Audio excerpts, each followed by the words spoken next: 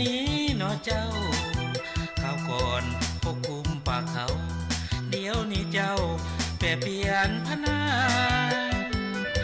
ถ้าเล็กกว่าอันใหญ่ถึงผู้เลี้ยวสุดสายตาน่านน้ำสุดใจแววว่า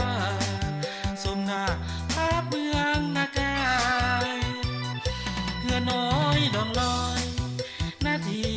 ทะเลเป็นเป่าฟองน้ำยกคืนเบาๆงามเดินเจ้าทะเลนากายเทินสองนี่มีดีคิดทุกสิ่งสมปองสุขนี้มอบแด่พี่น้องทุกคนสาวเมืองนากายทานคุณผู้เพียงได้ยินเขาสาตึงวันนี้ข้าเพียงข้างหนึ่งมาตะลึงอยู่เมืองนากายและเมื่อลงทีเห็นแล้วคิดห้ามบ่ไหวอยากอยู่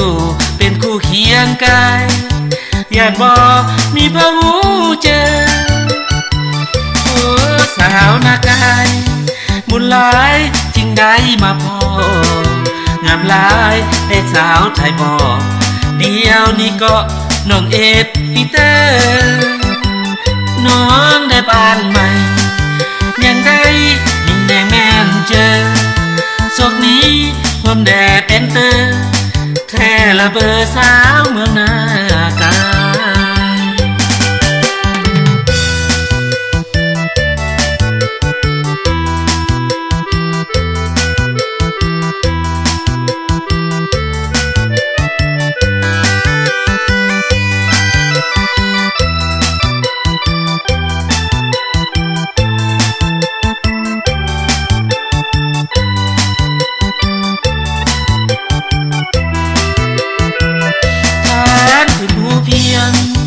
ได้ยิน